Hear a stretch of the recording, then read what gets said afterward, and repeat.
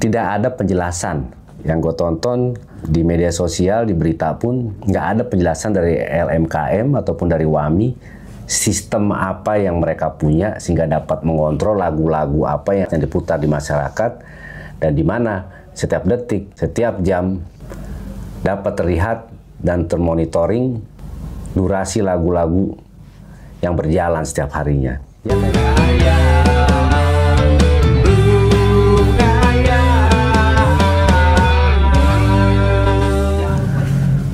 Oke teman-teman, balik lagi di Room Ngayal. Gue kira udah reda ya masalah isu-isu ataupun yang sedang rame nih, berita-berita tentang kewajiban membayar royalti hak cipta, bahwa pengusaha kafe, restoran yang dimana di dalamnya memutar musik atau lagu harus membayar atau berkewajiban membayar royalti dan hak cipta. Nah ternyata ada pernyataan dari WAMI bahwa acara pesta, pernikahan maupun ulang tahun wajib membayar royalti, di mana pesta tersebut memutar suatu musik atau lagu atau menyanyikan lagu harus membayar royalti, dan besarannya itu adalah 2% dari total acara pesta. Dari mana Bapak tahu gitu, aktualnya biayanya seberapa besar? Bisa saja orang yang sedang mengadakan pesta, begitu ditanya biayanya yang sebetulnya 100 juta, bisa aja dibilang 80 juta atau 60 juta, tidak dengan angka realnya. Dan bahkan mengontrolnya pun akan sulit ya. Kalau pendapat gue tuh mengontrolnya akan sulit. Bahkan untuk mengontrol penggunaan lagu-lagu di kafe ataupun di restoran pun sebetulnya riskan dan sulit kalau belum ada sistemnya. Karena sistem tuh perlu ya, penting ya, untuk kalau memang mau diterapkan seperti itu harus ada kontrolnya, sistemnya.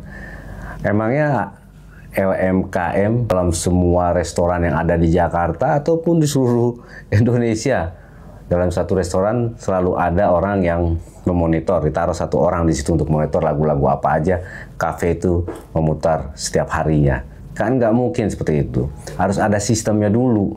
Karena bukan apa-apa, kalau gue sih yakin banget bahwa pendapat gue ini ya teman-teman bolehlah kalau punya pendapat sendiri tulis kolom komentar, tapi menurut gue bisa aja gue pemilik usaha, kan random dan tergantung gue sukanya seperti apa lagunya, atau tergantung minat dari request tamu-tamu di restoran gue ataupun tamu-tamu di cafe gue gitu.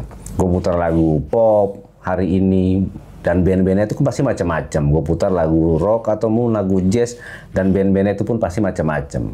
Kontrolnya seperti apa? Bagaimana cara mengontrolnya?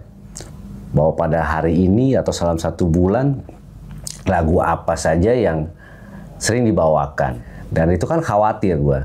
Bagaimana mendistribusikan hak cipta dari pencipta lagu antara pencipta A dan pencipta B. Ternyata di suatu kafe, di restoran, lagu dari si A ini tidak pernah diputar. Tapi bisa saja akhirnya dia yang mendapatkan royaltinya. Dan banyak kok artis-artis yang kecewa dengan pembayaran royalti yang nilainya per tahun ratusan ribu rupiah. Bahkan Ari Lasso kecewa sama WAMI. Karena dinilai sama Ari Lasso bahwa nominal yang diberikan tidak sesuai dengan ekspektasinya atau perhitungannya. Dan bahkan sampai kejadian salah transfer. Gue nonton di media sosial bahwa Ari Lasso kecewa bukan saja dari nominalnya, tapi salah transfer. WAMI salah transfer ke rekening orang lain hak dari Ari Lasso tersebut. Nah ini kan perlu pembenahan dulu menurut gua. Jadi suatu kebijakan yang diambil, suatu regulasi itu nggak semena-mena dijalankan begitu saja. Apa yang baik, yang memang harus dijalankan, belum tentu benar. Karena di sini harus ada nilai-nilai kebijaksanaan juga. Karena kalau sistemnya sudah baik dan transparan juga cara manajemennya, jadi setiap karya musik, setiap pencipta dapat mengontrol setiap hari bahkan setiap detik berapa yang dia dapatkan royaltinya dari penggunaan lagu-lagunya, ciptaannya di seluruh kafe dan resto. Jadi kalau sistemnya sudah ada, para pencipta pun mendapat haknya dengan baik dan mereka pun tidak kecewa. Karena apa?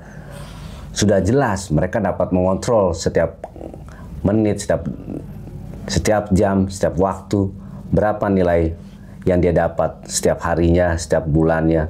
Jadi kalau kayak begini kan nggak jelas, menurut gua nggak jelas teman-teman.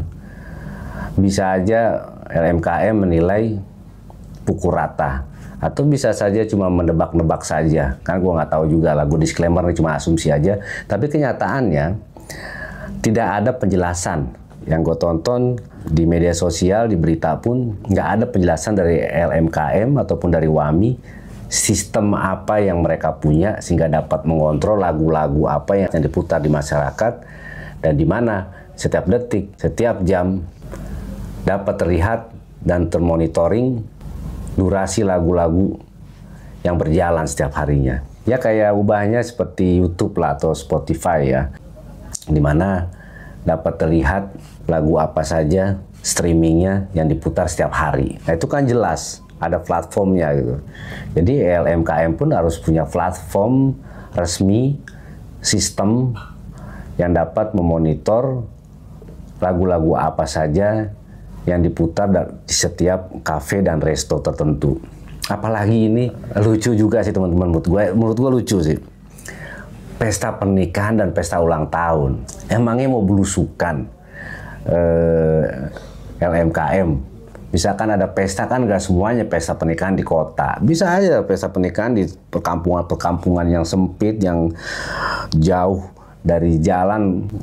Mereka mengadakan pesta pernikahan, pesta ulang tahun, dan lagu-lagunya itu kan pasti mereka sering menyanyikan lagu-lagu orang. Bisa ada organ tunggal di situ.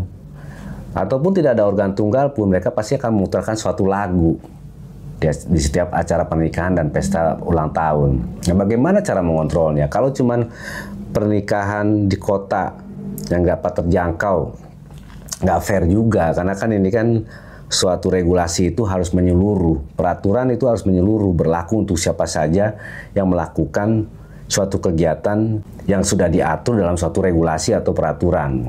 Jadi nggak bisa jika memang pernikahan ataupun pesta ulang tahun yang gampang dijangkau gitu. Nah itu akhirnya kena dia kewajiban untuk membayar royalti atau hak cipta. Nah ada suatu pesta pernikahan atau ulang tahun sulit dijangkau sama petugas-petugas LMKM misalkan, jauh lah di perkampungan gitu. Yang nggak bisa kayak gitu juga. Jadi kalau belum ada sistemnya, jangan pernah membuat suatu regulasi atau peraturan. Dan kalau urusan pernikahan, pesta pernikahan atau ulang tahun, nggak masuk akal sih menurut gue ya. Kalau menurut gue pribadi nggak masuk akal, karena itu kan suatu acara pribadi sebetulnya dan tidak mempunyai benefit apapun. Malah yang membuat suatu pesta itu sebetulnya mengeluarkan uang, tidak mendapatkan uang. Beda dengan restoran mungkin ya. Kalau restoran sama kafe kan dia menjual suatu makanan, menjual suatu hidangan, dan dia mempunyai benefit income di situ. Tapi kalau pernikahan, ini orang yang ingin menikah, justru mereka mengeluarkan uang.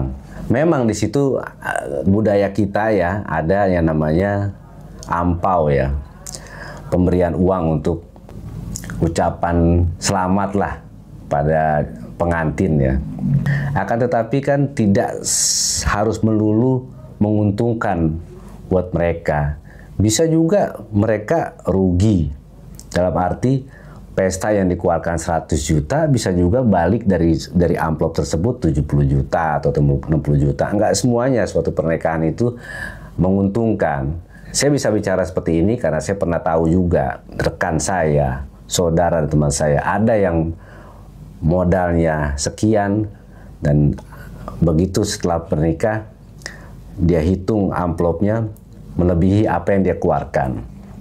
Ada juga malah apa yang dia keluarkan untuk acara pestanya, apa yang dia dapat sedikit besarannya dibandingkan apa yang dia keluarkan untuk acara pesta tersebut. Jadi ini tidak bisa dipukul rata menurut gue. Nah gue setuju dengan guru besar Fakultas Hukum Universitas Padjadjaran, Ahmad M. Ramli yang mengatakan bahwa pesta pernikahan dan pesta ulang tahun bukan merupakan kegiatan sosial yang bersifat komersial. Maka dari itu tidak termasuk dalam penarikan royalti. Nah, gue setuju dengan pernyataan beliau. Ya, gue nggak tahu ya teman-teman pendapatnya seperti apa ya. Tapi menurut gue pesta pernikahan dan pesta apapun lah untuk hal pribadi ya, bukan bersifat komersial yang dimana di situ ada niat untuk menguntungkan diri dia. Karena itu kan suatu pesta yang memang dia mempunyai suatu hajat untuk diri dia. Apalagi ini sakral ya, untuk pernikahan ya. Sama dengan ulang tahun juga, itu kan suatu pesta hajat untuk diri pribadi. Yang mana mengundang rekan-rekannya untuk menghadiri acaranya. Kalau komersial itu, orang yang tidak kenal pun bisa datang. Bisa datang, Pak. Contoh begini, panggung hiburan ya, mengadakan event musik, festival musik. Nah itu orang yang tidak kenal dengan pemusiknya pun bisa datang. Orang yang tidak kenal sama I.O pun bisa datang. Misalkan Ahmad Dhani, Dewa, manggung. Gue pun bisa datang. Gue gak kenal Ahmad Dhani, gue pun bisa datang. Slang. Gue suka slang. Ada acara musik slang. Personelnya pun gak kenal gue pun bisa datang. Karena gue ingin menghadiri atau menonton performernya dari slang. Jadi menurut gue sih berbeda ya menurut gue ya. Ini menurut gue teman-teman berbeda. Pesta pribadi, pesta pernikahan, dan pesta ulang tahun berbeda dengan pesta-pesta festival musik atau pagelaran musik indoor maupun outdoor.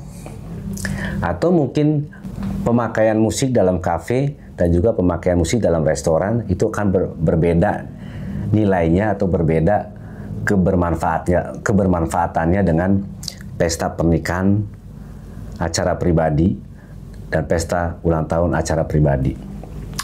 Menurut gue itu sangat berbeda. Nilai komersialnya berbeda. Apalagi acara ulang tahun yang ada rugi. Yang ada rugi, Pak. Gue ulang tahun. Gue mengadakan ulang tahun, makan besar misalkan. Ya paling yang ngasih kado pun 1-2 orang. Mungkin sahabat dekat atau gimana. Yang lainnya pun pasti duduk untuk makan-makan saja. Dan gak ngasih kado pun juga gak ada masalah. Karena memang gue ingin mengadakan pesta ulang tahun diri gue sendiri.